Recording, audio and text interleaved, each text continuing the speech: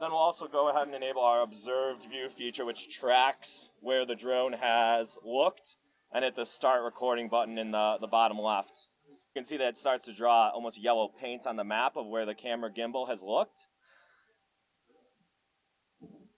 And as we're going here, it's dropping little dots where the laser rangefinder hits.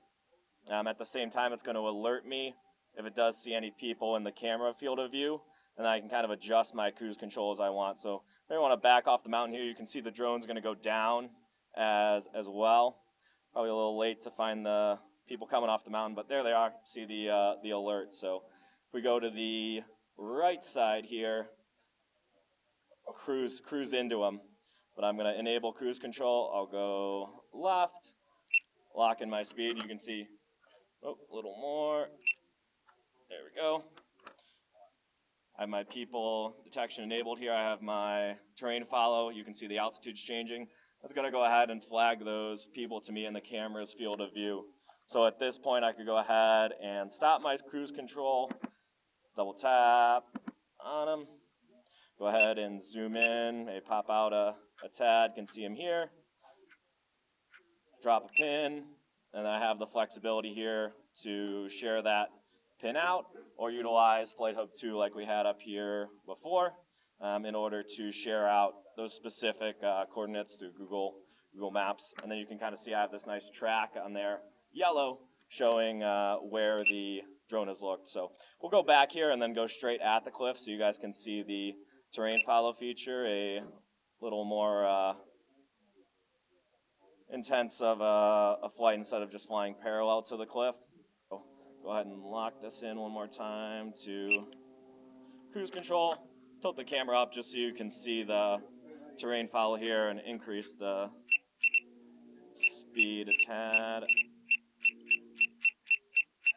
But you can see here, you see our relative altitude, our mean sea level, or ASL as we say in the app. I know that drives Kyle crazy, but you can see the real-time terrain follow here along with the people search. And obviously, as I drag my confidence down, it's going to be a lot more alerts flashing on there. So that's why it's kind of something you you dial in with a confidence threshold. And obviously, the human is a huge part of this, right? Like how are you steering the drone? What type of search pattern are you doing?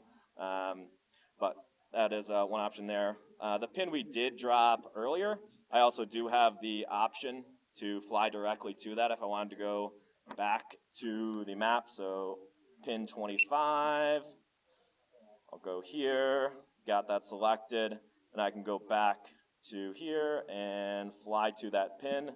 I'll go ahead, fly to the destination point, and you can see I have my little green runway heading down to that pinpoint that we dropped earlier.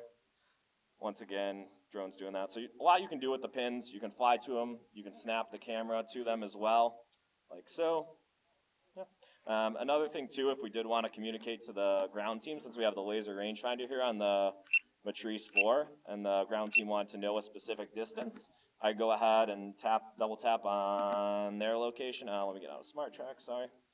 Say, okay, you're right there. Or I could come over here and draw a 3D line. So I'm gonna tap a point there, and I'm like, okay, looks like person's over here.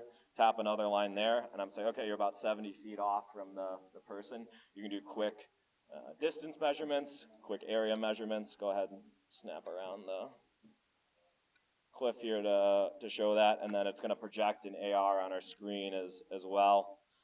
So once again, draw a line, say, oh, you guys are down there. Looks like you're gonna need to go down to here. That's about 93 feet away.